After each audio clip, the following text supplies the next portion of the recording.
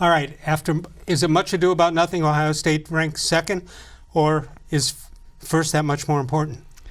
I think it's much ado about nothing. Obviously, you get a tougher opening matchup with Clemson as opposed to Oklahoma, but I think the four teams are all really good. I think anybody looking at Oklahoma and saying that they can't win, they've got a quarterback that has been in the playoff before. That's still a good football team. This might be the best two matchups maybe since the college football playoff began. Yeah, I think there's four teams who legitimately can win. Yeah, I think you can make a case for those top three. And like I said, even with Oklahoma, that's a coach that's been there before. That's a quarterback that's been there before. You just never know what can happen. And in those great situations. storylines. Joe Burrow against Ohio State and so on. And also, what I was surprised about, when did it start? 2014 is when the playoffs started, I believe. I think so. That's the I Cardale just remember Jones. Ohio State was the one that won it. Yeah. So you have that situation where the number one seed has not won the playoffs before. That's hard to believe. I think it's really hard because you wait so long. They're not going to play these games till December 28th, and then you have like another 2 weeks between games. I think it's really difficult. There's no momentum at all. Yeah, no question about that. Let's take a look at the two teams, Ohio State and Clemson. The offensive comparison, let's see.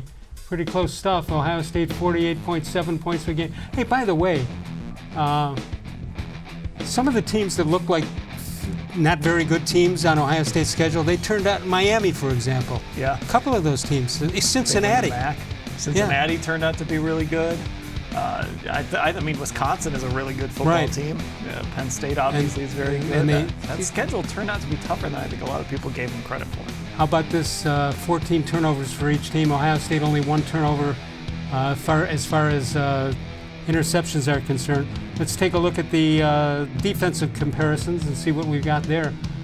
Clemson giving up 10.6 points a game, the Buckeyes 12.5, and yardage pretty darn close. Turnovers 28 versus 25. Should be a good game. Las Vegas says that Clemson is a 2-point favorite in that game, while LSU is a 10-point favorite over Oklahoma. Now we'll take a look at some individual players. Trevor-Lawrence, see what, you didn't hear much about it. He was on everybody's list last year, and I'm not sure, that's not a bad resume that he's got for this past year. I just think Clemson didn't play a lot of high-profile games. He sort of has flown under the radar, but, I mean, scouts are going to be watching him against that Ohio State defense. Yeah, although 8 interceptions is kind of a staggering number, I would think. But 232 completions out of 337, 3172 yards, 34 touchdowns, and 8 interceptions. Of course, Travis-Etienne is their running back. 182 carries, 1,500 yards even, 8.2 yards per carry, 17 touchdowns on the game, or on the season. Tee-Higgins is another person to watch out for. He's a wide receiver, had 52 catches, 1,082 yards, 20.8 yards per reception, and 13 touchdowns on the year. Now, Ohio State won't have guys that give you staggering numbers. That's because they spread it around, and they got so many weapons, I don't know where you begin.